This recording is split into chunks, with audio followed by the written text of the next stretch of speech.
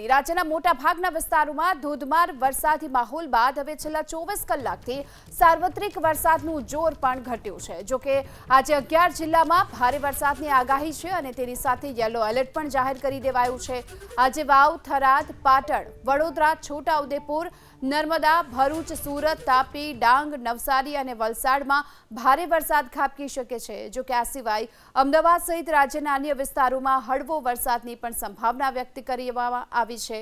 30 જુલાઈથી વરસાદના વધુ એક રાઉન્ડની પણ શરૂઆત થનાર છે। બંગાળની ખાડીમાં નવી સિસ્ટમ સક્રિય થતાની સાથે ફરી ધોધમાર વરસાદ ખાબકશે। ગુરુવારથી દક્ષિણ ગુજરાત અને મધ્ય ગુજરાતના કેટલાક જિલ્લાઓમાં ભારે વરસાદી માહોલ શરૂ થશે। અમદાવાદ અને ગાંધીનગરમાં પણ શુક્રવારથી ભારે વરસાદ શરૂ થઈ શકે છે, તો મધ્ય ગુજરાતના પંચમહાલ, દાહોદ, વડોદરા, છોટાઉદેપુર, નર્મદા અને ભરૂચમાં શુક્રવારથી અતિ ભારે વરસાદની સંભાવના છે। છેલ્લા 24 કલાકની વાત કરીએ, જ્યાં રાજ્યના 137 તાલુકામાં વરસાદ ખાબક્યો છે, જેમાં વલસાડના કપરાડામાં સૌથી વધુ 4 ઇંચ વરસાદ, બનાસકાંઠાના અમીરગઢમાં 3.25 ઇંચ વરસાદ, ડીસામાં 3 ઇંચ, વાવ-થરાદના રાહ તાલુકામાં 2.5 ઇંચ વરસાદ, લાખણીમાં 1.77 ઇંચ વરસાદ ખાબક્યો। જો કે રાત્રિ સમયે મહેસાણામાં 1 ઇંચ વરસાદ નોંધાયો છે। તો આજે યલો એલર્ટ પણ આપવામાં આવ્યું છે। વાવ, થરાદ, પાટણ, વડોદરા, છોટાઉદેપુર, ભરૂચ, નર્મદા, સુરત, તાપી, નવસારી, ડાંગ, વલસાડ, દમણમાં આજે યલો એલર્ટ આપવામાં આવ્યું છે। તેની સાથે અમદાવાદ, ગાંધીનગર, બનાસકાંઠા, ખેડા, સુરેન્દ્રનગર, બોટાદમાં ઓરેન્જ એલર્ટ જાહેર કરવામાં આવ્યું છે। તો આજે પણ વરસાદી માહોલ યથાવત રહેશે। હવામાન વિભાગ મુજબ આજે પણ અમદાવાદમાં હળવા વરસાદનું અનુમાન વ્યક્ત કરવામાં આવ્યું છે। તો તેની સાથોસાથ છેલ્લા 24 કલાકમાં રાજ્યના 137 તાલુકામાં વરસાદ ખાબક્યો છે।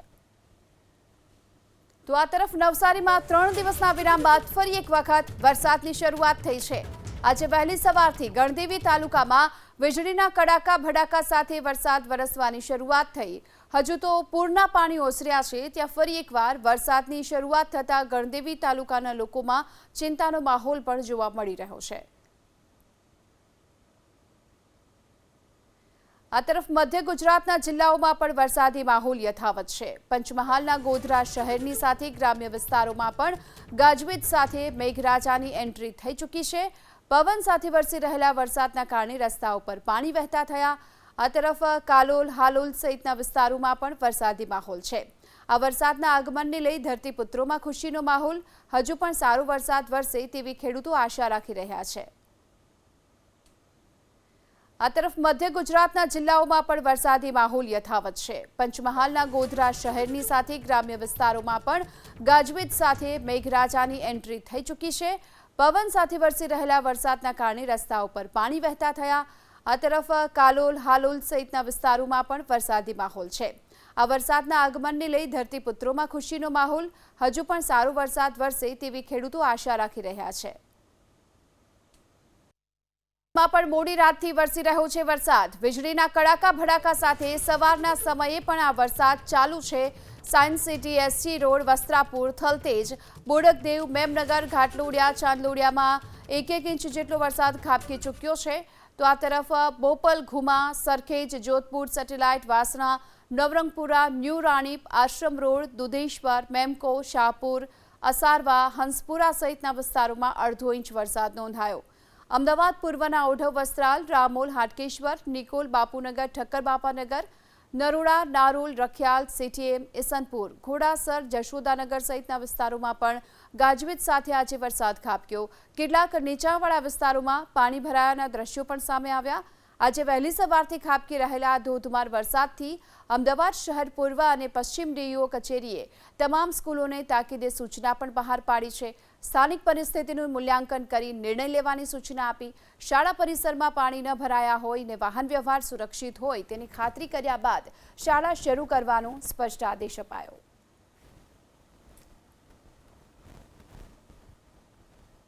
ત્રણ દિવસ અમદાવાદમાં મુશળધાર વરસાદ પડ્યા બાદ થોડો વિરામ લીધો હતો। ગઈકાલે મોડી રાતથી ફરી અમદાવાદની અંદર વરસાદ શરૂ થયો છે। હજુ તો સમગ્ર અમદાવાદમાં પાણી ઓસર્યા પણ ન હતા, ત્યારે ફરીથી એક વખત વરસાદ આવતા કેટલાય વિસ્તારની અંદર પાણી ભરાવાની શરૂઆત થઈ છે। આપ દ્રશ્ય જોઈ રહ્યા છો, સિલજથી રિંગ રોડ તરફ જતો આ માર્ગ છે, સિલજ અને રિંગ રોડને જોડતો આ માર્ગ પણ જળમગ્ન થયો છે. મોડી રાતથી વહેલી સવાર સુધી સામાન્ય વરસાદ વરસ્યો અને એ વરસાદની અંદર પણ આ સિલજ એપ્રોચ રોડ પાણીની અંદર ગરકાવ થઈ ગયો. એટલી હદે પાણી ભરાયા છે કે સવારે પોતાની નોકરી ધંધા વ્યવસાયે જતા લોકો પારાવાર મુશ્કેલીનો સામનો કરી રહ્યા છે. 2 વ્હીલર હોય કે 4 વ્હીલરના ચાલક હોય એ મુશ્કેલીથી આ પાણી ભરાયેલા માર્ગ ઉપરથી વાહન પસાર કરી રહ્યા છે. તો કેટલાય વાહન બંધ પડવાના કારણે તેના ચાલક વાહન છોડી અને જતા પણ રહ્યા છે. આ રીતની મુશ્કેલી સામે આવી છે. એ પણ એવા શહેરની અંદર કે જે ગુજરાતનું સૌથી મોટું મેટ્રો અને મેગા શહેર તરીકે ઓળખાય છે. દર વર્ષે કરોડો રૂપિયા પ્રી મોન્સૂનની કામગીરી પેટે અમદાવાદ મ્યુનિસિપલ કોર્પોરેશન નાગરિકોના ટેક્સના પૈસાથી વાપરે છે. કરોડો રૂપિયા ટેક્સના ભર્યા બાદ પણ અમદાવાદીઓને દર વર્ષે અમદાવાદ મ્યુનિસિપલ કોર્પોરેશન રિબેટ સ્વરૂપે આ હાડ મારી અને મુશ્કેલીઓ જ આપે છે. દર વર્ષે દાવા મોટા કરવામાં આવે છે કે આ વખતે પાણી નહીં ભરાય અથવા તો આ વખતે થોડા જ વિસ્તારની અંદર પાણી ભરાશે, પરંતુ એ દાવા પોકળ સાબિત થાય છે અને હર હંમેશની જેમ લોકોને આ જ પ્રકારની પારાવાર મુશ્કેલીનો સામનો કરવો પડે છે, કરોડો રૂપિયાના ટેક્સ ભર્યા બાદ પણ. કેમેરામેન કમલેશ પટેલ સાથે હિરેન રાજગુરુ, એબીપી અસ્મિતા, અમદાવાદ. તો વાત કરીએ આ તરફ મોરબીની, જ્યાં મોરબીના માળિયા તાલુકામાં પણ ધોધમાર વરસાદ. માળિયા તાલુકામાં રાત્રિ દરમિયાન ધોધમાર વરસાદ ખાબક્યો. વેજલપર, ખાખરેજી, જૂના ઘાટીલા સહિતના ગ્રામ્ય વિસ્તારોમાં પણ વરસાદી માહોલ યથાવત છે. તો મોરબીના માળિયા તાલુકામાં પણ હવે ધોધમાર વરસાદની શરૂઆત થઈ છે. માળિયા તાલુકામાં રાત્રિ દરમિયાન વરસાદ ખાબક્યો. આસપાસના ગ્રામ્ય વિસ્તારોમાં પણ વરસાદ.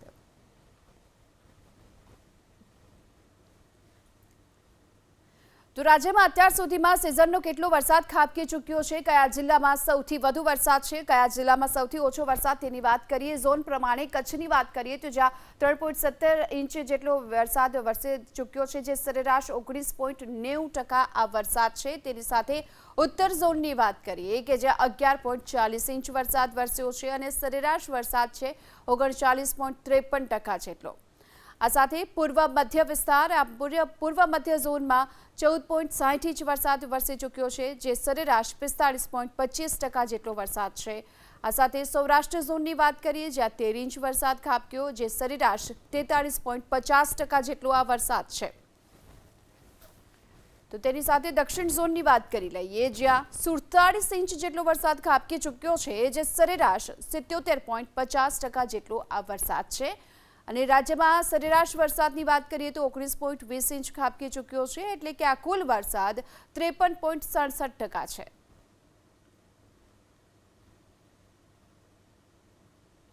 આ સાથે જ કયા જિલ્લામાં સૌથી ઓછો વરસાદ વરસ્યો છે તેની પણ વાત કરી લઈએ તો દ્વારકા જિલ્લો કે જ્યાં 3.38 ઇંચ વરસાદ ખાબક્યો છે અને સરેરાશ જ્યાં 4.19% વરસાદ નોંધાયો છે. તો તેની સાથે પોરબંદર જિલ્લામાં પણ સૌથી ઓછો વરસાદ 5.30 ઇંચ વરસ્યો છે, જે સરેરાશ 18.90% વરસાદ છે.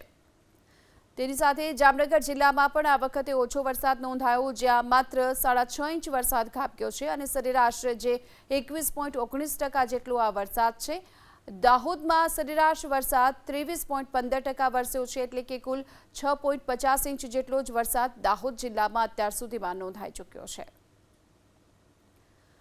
કયા જિલ્લામાં સૌથી વધુ વરસાદ ખાબક્યો છે તેની વાત કરીએ તો વલસાડમાં સૌથી વધુ વરસાદ 88.60 ઇંચ જેટલો ખાબક્યો, જે સરેરાશ 94.50% વરસાદ છે. તેની સાથે નવસારીમાં પણ આ વખતે ધોધમાર મુશળધાર વરસાદ 43.10 ઇંચ જેટલો ખાબક્યો, સરેરાશ 97.75% જેટલો અહીં વરસાદ નોંધાયો છે. તેની સાથે ડાંગ જિલ્લામાં પણ 65.65 ઇંચ વરસાદ નોંધાયો છે, જે સરેરાશ 72% વરસાદ છે અને અહીં પણ સૌથી વધુ વરસાદ ખાબક્યો. તેની સાથે સુરતને પણ મેઘરાજાએ ગમરોડ્યું, જે પ્રમાણે સુરતમાં પણ 48.15 ઇંચ વરસાદ નોંધાઈ ચૂક્યો છે, જે સુરત જિલ્લાનો સરેરાશ 81.15% વરસાદ છે. તાપી જિલ્લામાં પણ 36 ઇંચ વરસાદ નોંધાયો છે અને સરેરાશ 62.85% વરસાદ તાપીમાં નોંધાયો છે.